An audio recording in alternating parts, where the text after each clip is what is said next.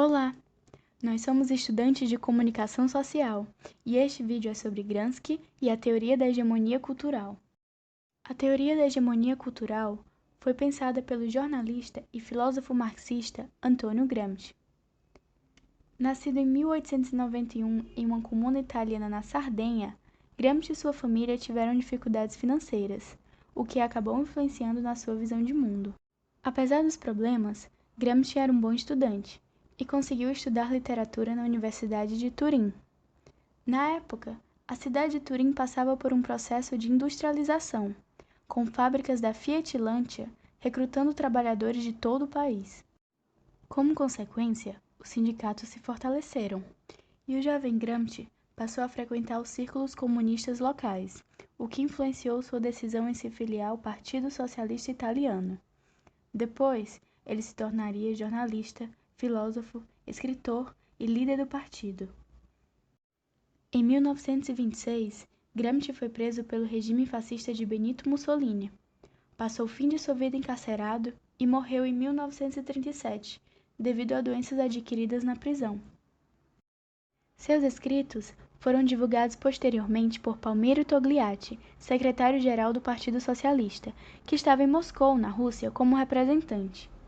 Gramsci tornou-se, então, uma das maiores referências do pensamento comunista do século XX, e como escritor deu valiosas contribuições à teoria marxista. Em vida, Gramsci percebeu que algumas das previsões marxistas não se cumpriram. Por exemplo, Marx previa que as desvantagens econômicas e as desigualdades do sistema capitalista seriam, por si só, as sementes da revolução comunista que incitariam o proletariado a tomar o poder da burguesia. Na realidade, porém, a classe proletária não se rebelava, e cada vez mais o capitalismo se consolidava como o sistema econômico-social dominante ao redor do mundo. Para explicar esse fenômeno, Gramsci desviou o foco dos aspectos político-econômicos da estrutura capitalista e passou a estudar o impacto de uma dominação ideológica de uma classe sobre a outra, a chamada hegemonia cultural.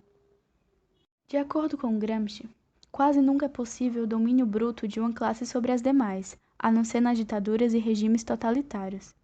Ao estudar os mecanismos de construção dessa hegemonia, o filósofo chega a um conceito que é fundamental na sua teoria política, o conceito de Estado ampliado.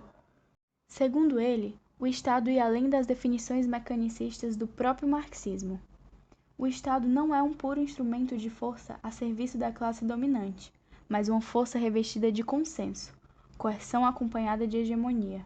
Essas coerções ideológicas chegariam ao ponto em que até mesmo o proletariado, principal elemento que compõe as classes dominadas, agiria como um defensor da ideologia hegemônica e do próprio sistema capitalista.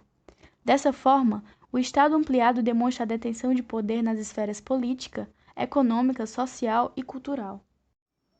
Para Gramsci, o aparelho de domínio que favorece a ideologia hegemônica engloba não só aparatos violentos e de repressão, como a polícia e os órgãos militares, mas também instituições como as igrejas, as escolas, os sindicatos e especialmente a comunicação social.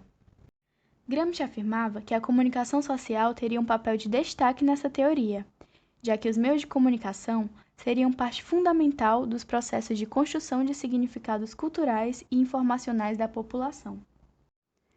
E os jornais, ao darem visibilidade a apenas certas ideias e acontecimentos, sendo a maioria alinhada aos valores e ideologias norte-americanas, estariam trabalhando a favor do processo de sustentação e amplificação da ideologia dominante.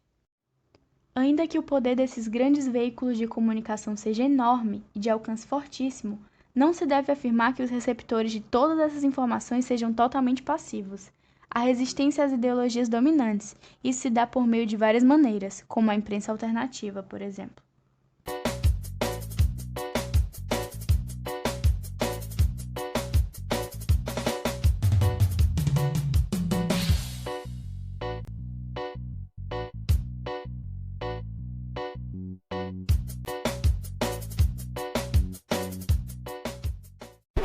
Created using Powtoon.